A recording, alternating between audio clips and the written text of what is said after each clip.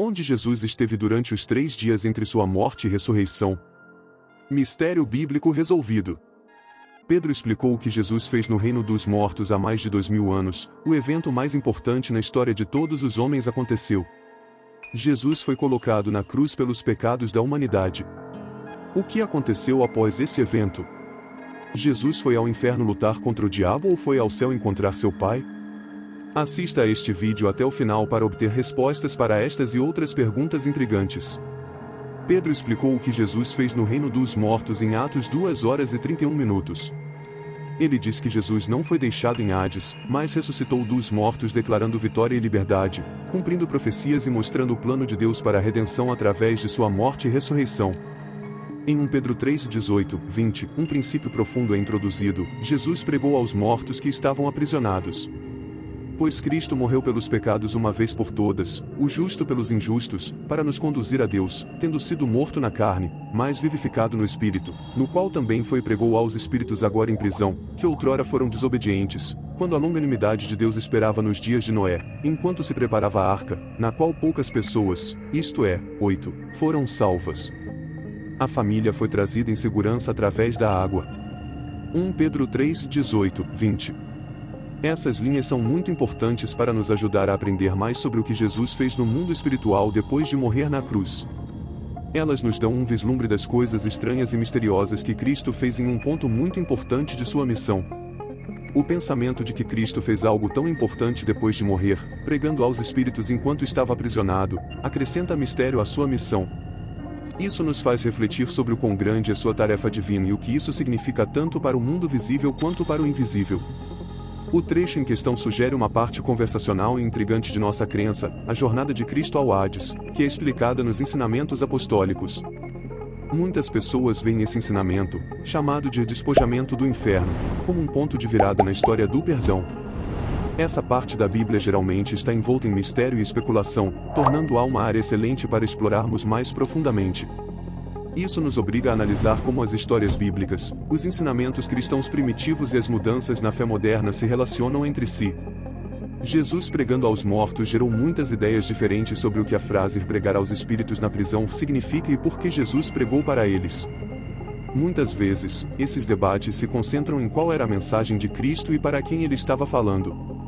Envolvidos em discussões controversas que ocorrem há milhares de anos, a frase espíritos na prisão dá a entender que esses não eram espíritos humanos na terra, mas espíritos que estavam aprisionados em algum lugar, talvez no além. Essa compreensão se encaixa na história maior da Bíblia, que mostra um mundo espiritual com muitos aspectos. No passado, algumas pessoas pensavam que esses espíritos eram os anjos maus mencionados em Gênesis 6, que se acredita terem sido aprisionados no Tártaro por desobedecerem a Deus. Outros pensam que poderiam ser as almas das pessoas que morreram no dilúvio, durante o tempo de Noé, e que agora aguardam a mensagem da salvação. Isso se concentra na justiça e misericórdia de Deus, que são importantes nos ensinamentos da Bíblia. O ministério de Jesus foi além do mundo físico e alcançou as profundezas do Sheol para pregar a vitória e o poder divino. O poder de Jesus vai além da vida e da morte, continuando a trabalhar como ministro após a morte. Isso enfatiza sua natureza divina e missão. Ao fazer isso, Jesus mostrou que estava no comando tanto dos vivos quanto dos mortos. Em 1 Pedro 3, 18, 20, destaca-se o completo sucesso de Jesus na esperança e salvação que ele oferece para toda a criação. Isso também destaca a extensão total de sua capacidade de salvar, mostrando que sua graça e salvação podem tocar todos os aspectos da criação. Isso significa que todos podem ser salvos e que a misericórdia de Deus não conhece limites. Isso traz conforto e esperança para todos nós. Este é um pensamento tranquilizador para os cristãos, porque mostra que o plano de Deus para salvar a todos é amplo e profundo. Ao examinar mais de perto 1 Pedro 3, 18, 20, podemos entender melhor os significados importantes da morte e ressurreição de Cristo. Nos Salmos, na profecia de Secha, o Messias faz uma promessa de que Jesus não será deixado sozinho no Sheol e que seu corpo não apodrecerá, pois não deixarás a minha alma na morte, nem permitirás que o teu santo veja a corrupção. Salmos 16 horas e 10 minutos. Este versículo é uma das profecias mais importantes do Antigo Testamento. Essa promessa de proteção contra a corrupção e o abandono no mundo dos mortos prepara o terreno para entender a ideia central da vitória sobre a morte. Secha foi uma grande base para o conceito de ressurreição, que é muito importante para o aspecto da revelação do fim do mundo. Neste trecho, a ressurreição é mostrada não apenas como uma ideia religiosa, mas também como um evento real que aconteceu quando Jesus viveu, morreu e ressuscitou dos mortos. A ressurreição não é apenas uma esperança para o futuro, é uma coisa real que aconteceu porque Jesus ressuscitou dos mortos. Esse cumprimento estabelece um elo real entre o que Deus disse que aconteceria e o que realmente aconteceu. O que fortalece nossa fé na precisão e confiabilidade do que a Bíblia diz é a palavra hebraica eza, que significa abandonar, deixando claro que, mesmo que Jesus tenha ido ao Sheol, esse não foi seu último destino. Essa escolha de palavras indica que a pessoa foi colocada no Sheol de propósito e por pouco tempo, em vez de ser derrotada pela morte. Com essas palavras, temos uma melhor compreensão de que a morte de Jesus foi apenas temporária, apontando que foi um ponto de virada na história maior do perdão. Focar na mudança em vez de permanecer o mesmo combina com a crença fundamental no sucesso que influencia nossa compreensão da vida, da morte e do renascimento. A forma como falamos sobre isso implica que essa é uma condição temporária, reforçando o conceito de esperança e sucesso encontrado na profecia. Isso enfatiza que a morte de Jesus foi uma parte planejada e necessária do plano de Deus para salvar o mundo do pecado e da morte, mostrando que a jornada de Jesus pela morte foi parte de um plano divino que levou à sua vitória final sobre a morte e ao seu papel como as primícias daqueles que morreram. Como as primícias, Jesus não apenas nos mostra o que está por vir, mas também garante que seguiremos o mesmo padrão de ressurreição, mas agora como as coisas realmente são, Cristo foi de fato ressuscitado dos mortos e tornou-se as primícias, ou seja, o primeiro a ser ressuscitado com um corpo incorruptível, prenunciando a ressurreição daqueles que adormeceram na morte. 1 Coríntios 15h20. Todos os que o seguem pela fé serão capazes de ressuscitar dos mortos porque ele ressuscitou dos mortos. Em termos de história espiritual, este guia na fé é um ponto de virada que dá a todos que creem esperança e vida de ressurreição, pois não abandonarás a minha alma na morte, nem permitirás que o teu santo veja corrupção após a morte. Atos 2h27. A importância do Sheol no Antigo Testamento. O Sheol é frequentemente descrito como o lar dos mortos, onde as almas vivem após morrerem. Essa visão do futuro é um antecedente importante para muitas das histórias e lições nas Escrituras.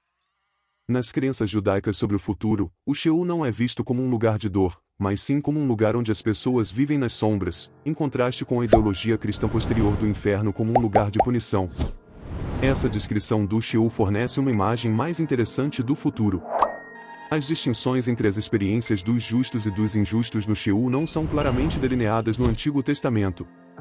No entanto, a crença de que Deus reina sobre o Sheol, juntamente com referências positivas à vida após a morte, como Abraão e Jacó sendo reunidos com seus pais e Samuel sendo despertado de seu descanso Gênesis o capítulo 15h15, capítulo 49:29 1 Samuel 28:15 levaram muitos judeus durante o segundo período do templo a refletir de forma mais concreta sobre a natureza do estado intermediário.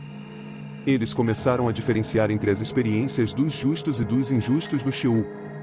A Bíblia nos assegura que Deus não se esquece de seu povo no momento de suas mortes, ele não está ausente do Sheol, mesmo que não seja a terra prometida onde está o seu templo.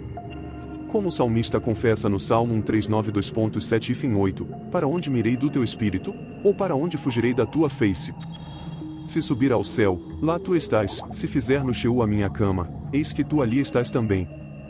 Se o Senhor, que é justo e que se lembra de seu povo, está presente no Sheol, então certamente há algum sentido de justiça e retidão mesmo nesta terra escura. Não faria sentido os justos serem punidos no Sheol, e isso seria contrário à justiça de Deus e ao seu estado abençoado na ressurreição.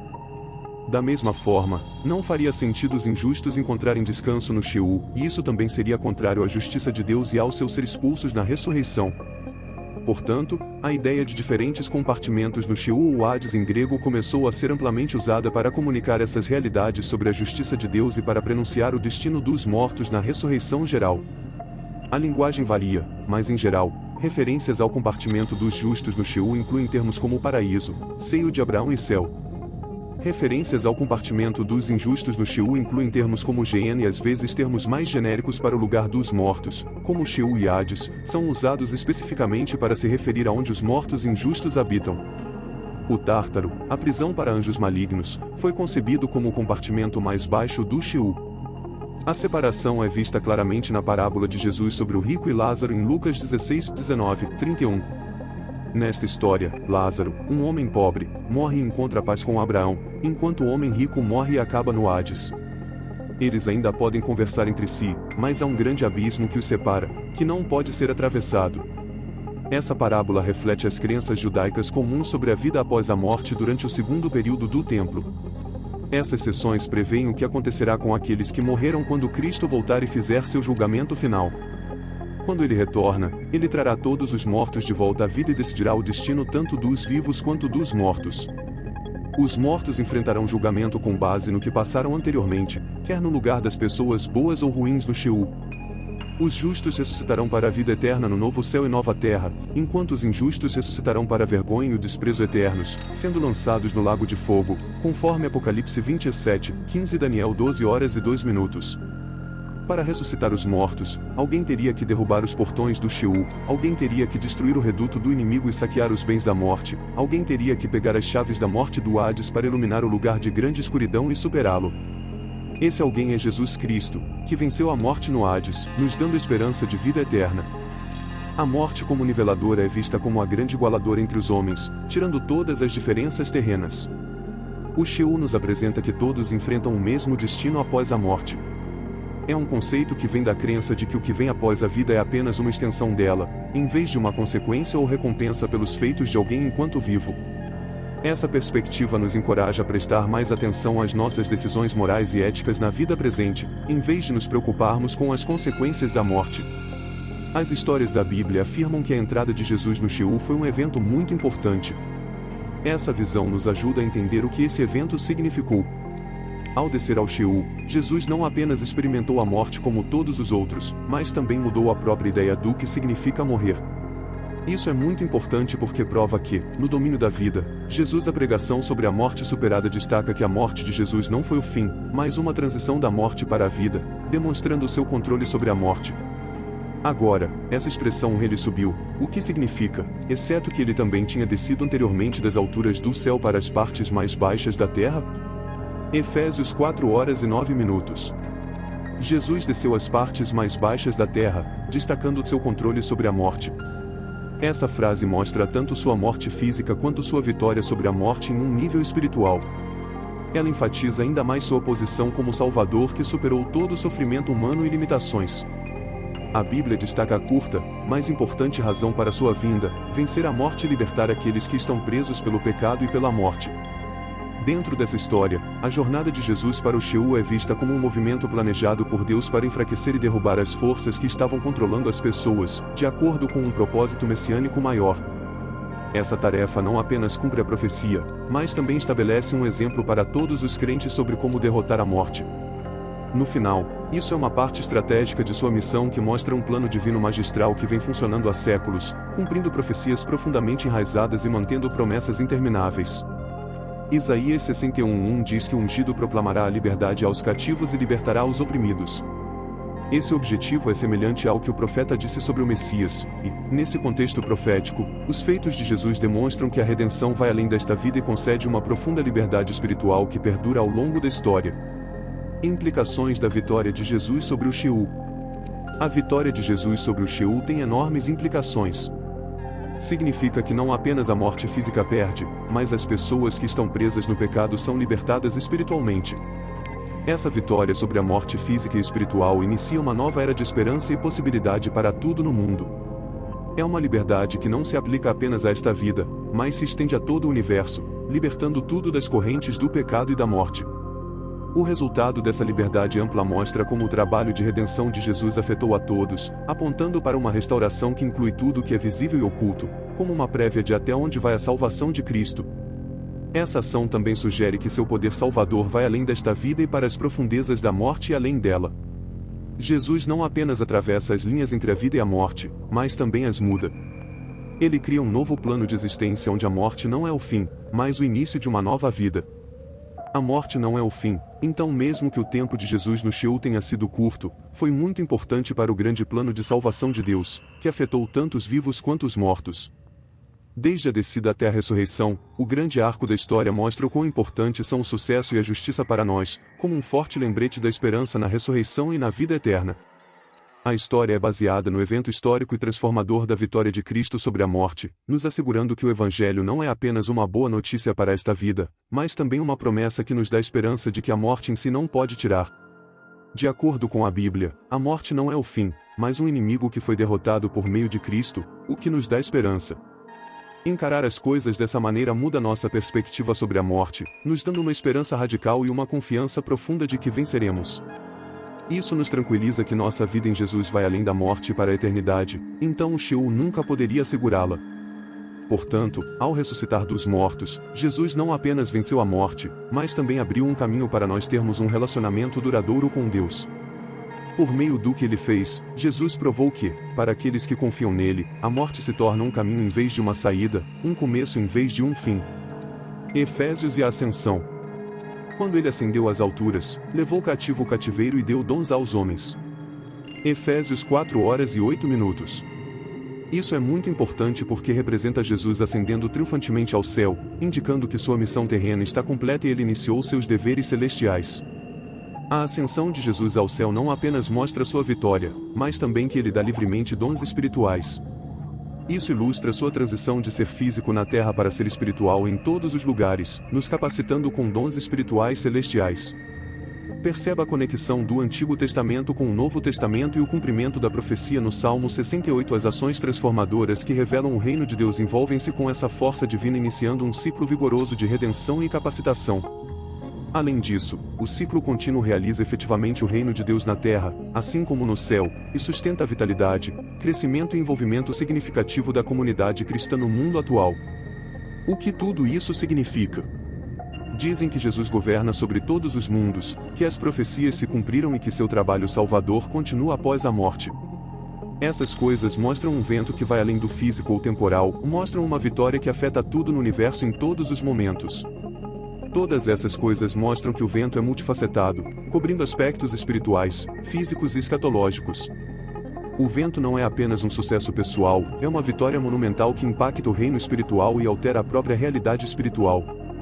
O evento de descer à morte e então ressuscitar demonstra um poder imenso e autoridade divina. O ato prova que Jesus é mais poderoso do que a morte física e espiritual, sendo esta última uma consequência do pecado. Isso mostra claramente como a ressurreição de Jesus revolucionou antigas crenças sobre a morte e a vida após a morte, introduzindo uma nova perspectiva sobre a vida eterna. Ao mudar essas narrativas, Jesus nos dá uma nova maneira de pensar sobre a vida e a morte, alterando nossa visão e expectativas sobre a eternidade. Este trecho não apenas mostra que Jesus é o Messias e Salvador, mas também mostra como ele pode conectar as pessoas a Deus. Dessa forma, Jesus não apenas cumpre a parte do Messias que foi predita, mas também vai além, mostrando-se a expressão mais perfeita do amor e misericórdia de Deus. Ao derrotar a morte e ir para o lugar onde os mortos vivem, Jesus age como um mediador. Ele é o único caminho pelo qual Deus e os humanos podem se reunir, por causa de seu sacrifício. Esse ponto, onde a justiça e o amor de Deus se intersectam, é crucial para entender a narrativa da salvação. Nos conforta ao confirmar que Cristo derrotou a morte e o pecado permanentemente, enfatizando a totalidade de sua redenção e seu reinado eterno. Uma vitória tão total demonstra a minúcia do plano de Deus, garantindo que sua misericórdia se estenda a todos os aspectos da existência humana. Essa doutrina é essencial para nossa confiança em Cristo, pois fornece esperança e certeza no reinado e domínio de Jesus sobre a vida e a morte. Ela nos oferece um profundo senso de segurança e propósito, incentivando-nos a permanecer fiéis. Tais promessas são centrais para nossa esperança e crença, servindo como uma âncora espiritual. O triunfo sobre a morte representa a superação de qualquer separação de Deus, nos assegurando de uma unidade eterna com Deus. A conexão é uma promessa não apenas de uma vida após a morte, mas também influencia nosso bem-estar espiritual cotidiano. A vitória de Jesus sobre o Sheol, que representava estar separado dos vivos para sempre, prova que todos que creem nele serão ressuscitados dos mortos e viverão para sempre. Essa promessa muda nossa perspectiva da morte para a vida, da tristeza para a esperança, e reforça um modo de vida cheio de esperança e expectativa divina. Não é apenas algo que acontecerá no futuro, é um fato que afeta como vivemos agora, molda nossas escolhas, moral e interações com o mundo, nos tornando parte desta vida ascendente. A vitória sobre o Sheol e a ressurreição de Jesus também marcaram o início de um novo mundo onde a morte não tem a última palavra. A história sobre como o universo foi feito mostra um universo muito diferente, onde a vida eterna é a coisa mais importante.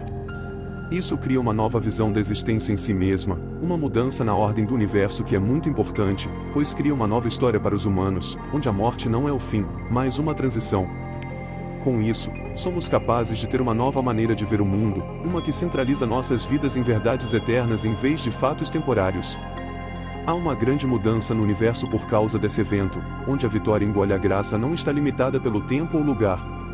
Ela oferece a salvação como um presente que não pode ser merecido e não tem limites, pois é pela graça, a notável compaixão e favor de Deus, que você foi salvo. Na verdade, libertado do julgamento e dado vida eterna através da fé. E essa salvação não é de vocês, não é por esforço próprio, mas é o presente gracioso e não merecido de Deus. Efésios capítulo 2h08. Portanto, essas nos ajudam a entender mais profundamente a morte e ressurreição de Jesus e nos chamam a viver de maneira que honre a Deus e a mensagem de Cristo. Elas nos instam a não apenas desfrutar da ressurreição, mas também a vivê-la, a mostrar essa nova vida em cada parte de nossas vidas. A morte e ressurreição de Cristo também nos encorajam a viver uma vida plena, onde a verdade da ressurreição afeta tanto nossa fé pessoal quanto nosso testemunho público, como um sinal da vida restaurada. Esse modo de viver requer um forte envolvimento com o mundo, lutando por justiça, paz e amor em nossa vida cotidiana. Devemos mostrar ao mundo seu amor e poder, vivendo a esperança e o sucesso de Cristo. Enquanto o mundo ainda lida com o pecado e a quebrantamento, essa representação é muito importante porque mostra como o Evangelho pode transformar a vida das pessoas de maneira real e poderosa. No geral, os ensinamentos sobre Jesus indo ao inferno, ressuscitando dos mortos e ascendendo aos céus nos dão uma base sólida para entender todo o plano de salvação de Deus. Eles não apenas explicam a importância histórica do que Jesus fez, mas também nos chamam a compartilhar dos efeitos que ainda estão acontecendo hoje. Eles mostram não apenas como as ações de Jesus afetaram a história e a religião, mas também como ainda afetam nossas vidas hoje. Cada um de nós é chamado a continuar a obra de Cristo em nosso próprio tempo e lugar, vivendo a história da salvação. Eles mostram que o trabalho de Cristo não se trata apenas de vencer a morte física, mas também de vencer a morte espiritual que o pecado causa, para que todos que creem possam estar com Deus para sempre. Essa perspectiva ampla nos enche de gratidão, um senso de dever e propósito, unindo esses elementos com o objetivo final de alcançar a vida eterna com Cristo. Isso nos encoraja a participar ativamente da narrativa da redenção de Deus, nos comprometendo com uma jornada de fé ao longo da vida, uma jornada que vai além do crescimento pessoal para mudar o mundo inteiro. Jesus pregou após a morte, prometendo a vitória e estendendo a graça de Deus a todos. Oremos, Pai Celestial, vimos diante de Ti em humildade e reverência, reconhecendo Tua soberania sobre a vida e a morte. Tu és o Alfa e o Ômega, o princípio e o fim, e através do Teu amado Filho Jesus Cristo, Tu revelaste os mistérios da eternidade e da salvação. Senhor, refletimos sobre os ensinamentos do Teu apóstolo Pedro, que proclamou a verdade da ressurreição de Jesus e sua vitória sobre a morte em Atos 2h31. Pedro revelou que Jesus não foi abandonado no Hades, nem sua carne sofreu corrupção. Nós acreditamos profundamente nesta verdade, porque ela nos promete esperança e a certeza da vitória através de nossa fé em Cristo. Nós te agradecemos, ó Deus, pelo plano de redenção que Tu estabeleceste desde a fundação do mundo. Tu enviaste Teu único Filho não apenas para viver entre nós e nos ensinar Teus caminhos, mas para conquistar a morte, o inimigo final, e para abrir um caminho para nós nos reunirmos contigo em glória eterna. Jesus, nosso Salvador, nós nos maravilhamos com a profundidade do Teu sacrifício amoroso. Em Tua morte, Tu desceste ao reino dos mortos e ali proclamaste liberdade aos cativos e abriste o caminho para a vida eterna. Tu quebraste as correntes do pecado e da morte, não apenas para aqueles que caminham na terra contigo, mas para todos que creriam em Teu nome através dos séculos. Pensando nisso, estamos realmente admirados e agradecidos. Tu representas a vida, no entanto, passaste pela morte para superá-la. Teu retorno à vida é o principal apoio para nossas crenças, nos dando confiança em nossas esperanças e evidência das coisas que não podemos ver. Oramos por aqueles entre nós que estão lutando com dúvidas e medos sobre a morte e a vida após a morte. Que a verdade de Tua vitória sobre o reino dos mortos traga conforto e paz aos corações atribulados. Ajuda-nos a confiar plenamente em Tuas promessas, sabendo que, assim como Tu foste ressuscitado dos mortos, também nós seremos levantados. Senhor, capacita-nos pelo Teu Espírito Santo a viver vidas que reflitam a vitória e a liberdade que temos em Ti. Ajuda-nos a ser portadores de Tua luz neste mundo, espalhando as boas novas de Tua morte e ressurreição. Que nossas vidas encontramos em Cristo sozinho. Oramos por aqueles que ainda não aceitaram o teu presente de salvação. Que seus corações sejam amolecidos pelo teu Espírito e que compreendam a profundidade do teu amor e o poder transformador do teu sacrifício. Conduz-os das trevas para a tua maravilhosa luz, Pai. Também oramos pela Igreja em todo o mundo, para que seja uma fonte de verdade e esperança. Fortaleça teus servos que pregam e ensinam os mistérios da fé, incluindo o trabalho de Jesus no reino dos mortos. Capacite-os com sabedoria e coragem enquanto ajudam outros a navegar pelas complexidades da vida e da fé. Enquanto enfrentamos nossos desafios diários, lembra-nos da vitória que temos em Jesus. Ajuda-nos a viver com alegria e propósito, sabendo que nosso destino final está seguro em Ti. Que nossa comunhão contigo se aprofunde e nossa fé se fortaleça enquanto aguardamos o glorioso retorno do nosso Senhor Jesus Cristo. Oramos e agradecemos pela bendita esperança da ressurreição. Aguardamos o dia em que a trombeta soará e os mortos em Cristo ressuscitarão. Até esse dia, mantenha-nos firmes na fé, florescendo no amor e inabaláveis na esperança. Em nome poderoso de Jesus, oramos. Amém. Nossa pergunta do dia: qual música de adoração marca este ano para você? Deixe suas respostas nos comentários abaixo.